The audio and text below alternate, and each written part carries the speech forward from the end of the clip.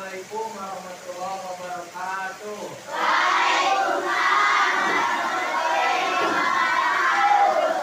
Kita baca doa.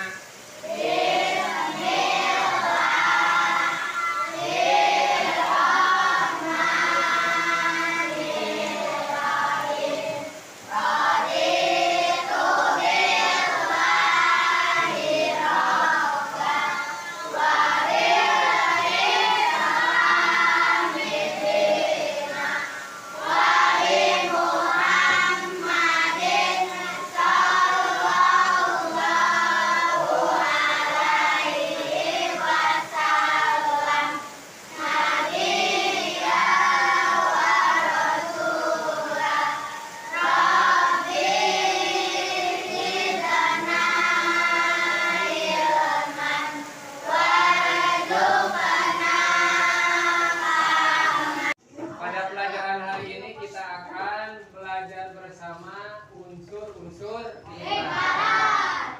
Tadi unsur-unsur lingkaran itu ada berapa? Nah, harapannya ketika kalian sudah mempelajari unsur-unsur lingkaran, kalian yang pertama bisa memahami unsur-unsur lingkaran, yang kedua bisa menjelaskan unsur-unsur lingkaran, yang ketiga bisa mencari unsur-unsur lingkaran, yang keempat mengidentifikasi unsur-unsur lingkaran. Tadi sudah mengetahui. Ada yang tahu lingkaran itu apa? Bulat. Yang bulat, betul. Yang betulnya seperti apa? Bulat. Selain dari bulan? Pintar. Nah, cuman maksud lingkaran yang sesuai dengan ilmu pengetahuan itu ini artinya. Dibaca bersama-sama. Lingkaran adalah bangun datar kumpulan titik-titik pada garis bidang datar yang berjarak sama dari titik tertentu. Yang dimaksud titik tertentu adalah titik pusat lingkaran, sedangkan jarak yang sama adalah jari-jari lingkaran. Nah, itu lingkaran. Sekarang tadi sudah diperlihatkan media apa itu? Media lingkaran. Ini untuk lebih jelasnya boleh diperhatikan. Untuk unsur-unsur lingkaran yang pertama, titik pusat. Yang mana titik pusat? Oh. Titik pusat sebelah mana? Nah, kalau untuk diameter BC dari mana ke mana? Dari sebelah sini apa? Apa arahnya? Kiri kanan. Ada yang tahu nama arah-arah mata angin? Barat, barat laut, utara, timur laut, timur tenggara, selatan barat daya. Matahari terbit di mana? Di timur, di barat, timur. Terbenam barat. Lanjutkan. Yang ketiga, jari-jari. Mana saja jari-jari? Mana kemana? OB mana kemana?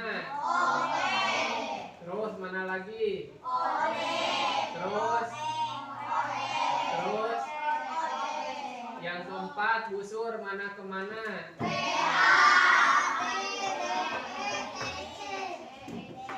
Sama EC.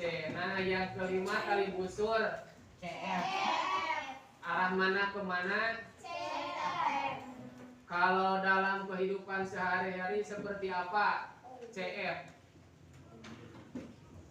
Bentuknya seperti ini. Apa arah perahu. Yang keenam, juring. Kalau dihilangkan N-nya jadi apa? Juring. bukan juring, ini maju. Kalau R-nya diganti jadi juling. Juling itu untuk mata yang tidak seimbang. Sudut mana saja yang memperlihatkan sudut juring?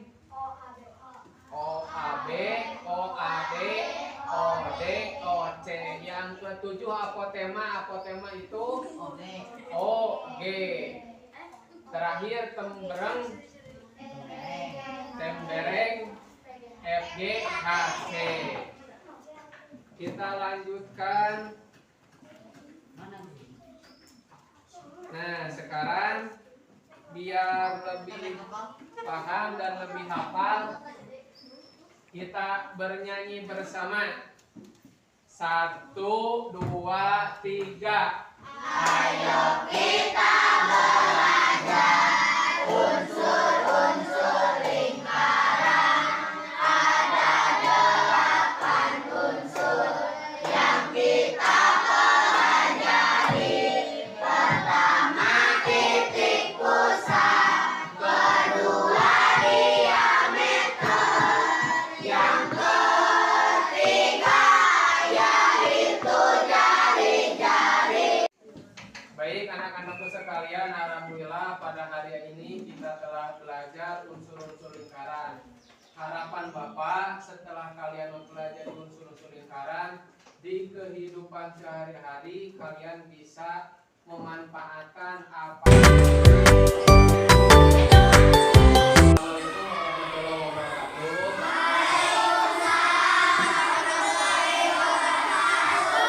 Selamat pagi anak-anak. Sebelum mulai pelajaran, mari kita berdoa. Berdoa dimulai.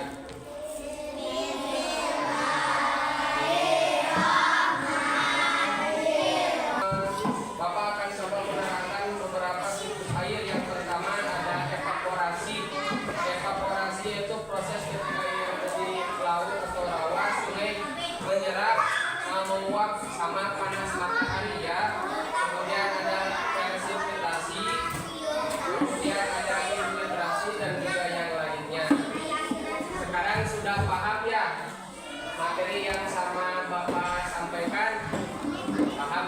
Di papan ini ada tentang video siklus air. Video siklus air boleh dilihat.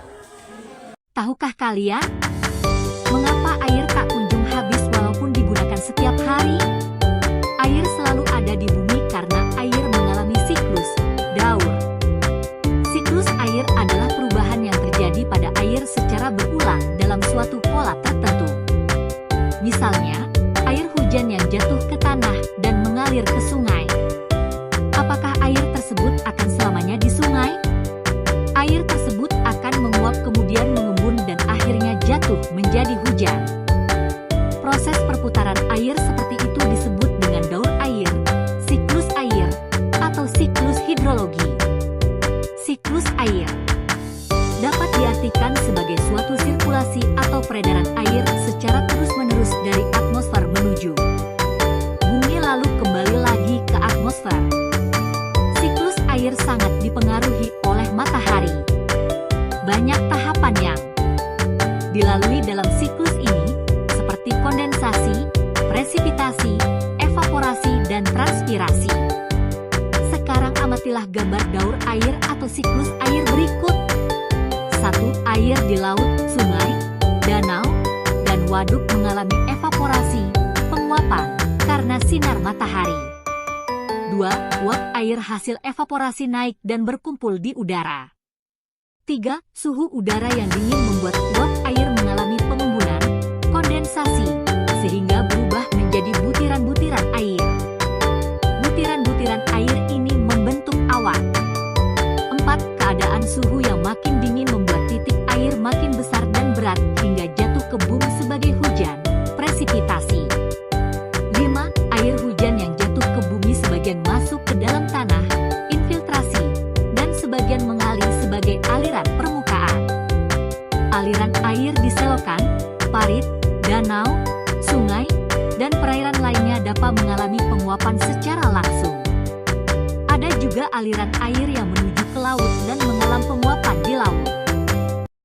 Tepuk